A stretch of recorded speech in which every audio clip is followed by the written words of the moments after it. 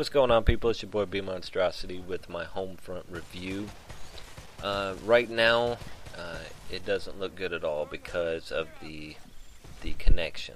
However, they're saying that they're gonna fix that. They're bringing more servers online. So basically, they just got overwhelmed at first. So if they bring some servers up online, I actually I like this game. I like the way that the game types are. You know, the one that I'm playing right here is kind of like a domination type of game type, and whenever you do dominate the enemy, you push them back into their spawn, and you kind of start over. So it's the best 2 or 3 wins. I like the way that is. Let's start with the soldiers, shall we? Okay, first and foremost, your guns. Now let me just note this beforehand. This basically works like Call of Duty. When you rank up, you unlock different things. Okay, so you get your guns and your kill streaks and your perks, your drones, all this shit from ranking up. So whenever you unlock a gun, you have to kill people to get your attachments.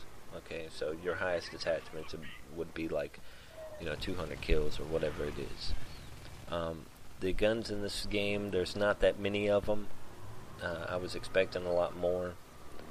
So there's only like about 4 assault rifles, 2 submachine guns, 2 light machine guns, 2 sniper rifles, and 1 shotgun. However, it seems like they tried to provide something for everybody. So with the assault rifles, they have a high rate of fire assault rifle. They have a high damage assault rifle. And they have a high accuracy assault rifle, so they really tried to cover all their bases. I'm really not missing any more guns. If they'd like to put some in a pack in the future, that would be cool. But it's just so much other stuff you could play with. Like the drones, the airstrikes, the vehicles, of course.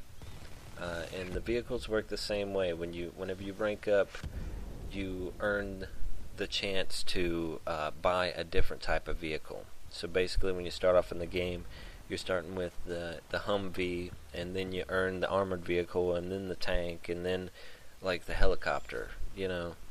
So. But the thing that makes this different from like a Call of Duty is basically I call it you have money. Okay, so you start off with $500. You could spend it on the stuff you already have on your class, or you could save it up and get the big toys, which I highly suggest you try to do. Try to stay away from using your money, and you could save it up and get all the good stuff that really dominates people. However, if you're getting your ass kicked and you're getting dominated, basically, then you might want to go ahead and revert to using some of that stuff. They have some pretty nifty little things you could stick on your classes. The big one, I think, is the actual the UAV chopper. You mark enemies for your friendlies, and they could see them bright as day as a big red triangle. So if you see that on here, you know what that is. That is very helpful. And you could rank up a lot of money doing it. So the only thing that sucks about it is you're not actually in the battle shooting at people, but it could definitely be a tide changer in my eyes. So a very important job if somebody wants to take it. Okay, let's see the drones. You got a chopper drone. Actually, you got 2 different chopper drones. You have like little tank drones. Those are pretty fun to play with. However, it only takes a few bullets in order to kill them, so they might not last too long when they're on the battlefield. So if you see that chopper drone in your kill streaks, you might want to just hold out a little bit longer to get the actual chopper, because it lasts a hell of a lot longer. I think you unlock the chopper around, say, level 20, something like that. And it's a shitload of fun. I personally like the helicopters more than I do tanks and whatnot. I think everybody does, but they're pretty decent to fly in this game.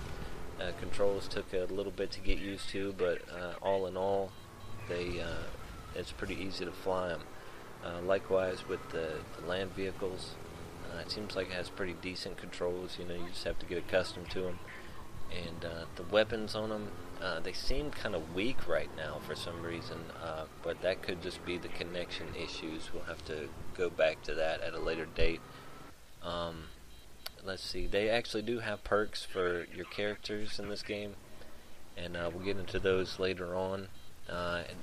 And they also have perks for your vehicles, so you can make them more, dish out more damage, or you can make them more heavily armored, stuff like this.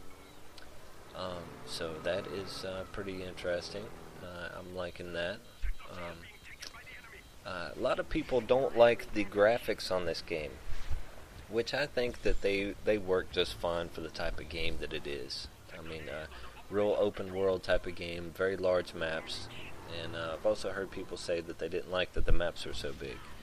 Well, I do, because of the choppers and the tanks and all this other stuff. Now, if you're on foot, yeah, I could see that being a pain in the ass.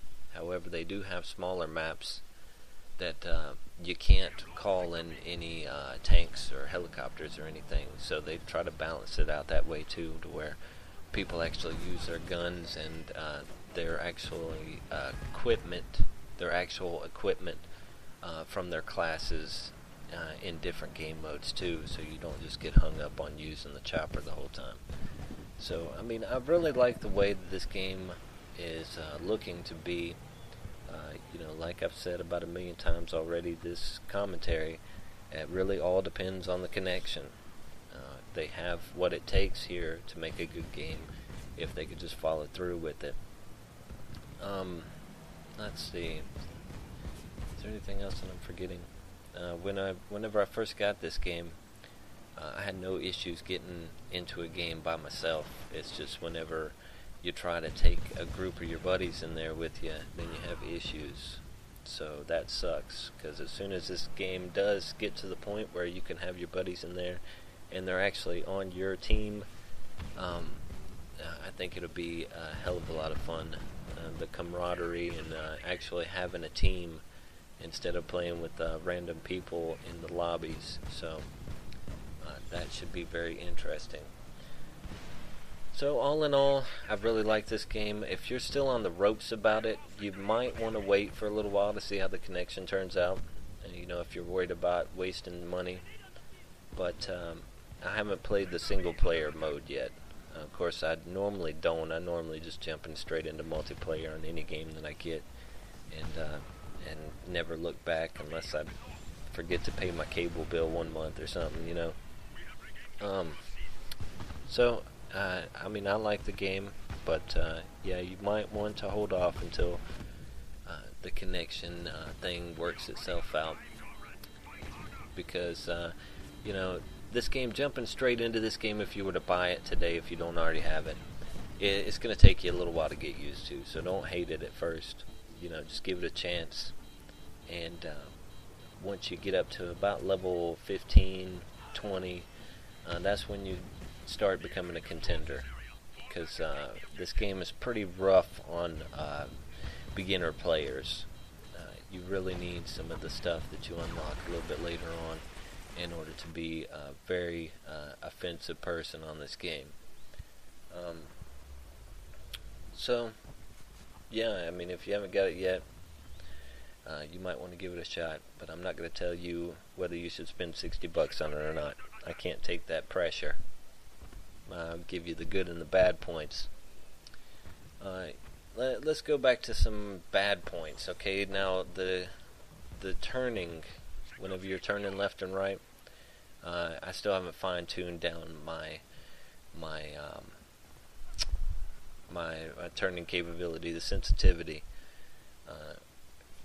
It seems that when you turn it up high, it makes it a hell of a lot harder to shoot at people. But that just could be my inexperience at the game. They do not have a tactical button layout on this game, which that fucking sucks. I'm sitting over here trying to knife people with the crouch button. That's not good. But you know, it doesn't take too much getting used to switching that around. And if you already played that way in a Call of Duty game, then you're already accustomed to the actual mechanics of the soldier. The only thing that would change is the D-pad pressing.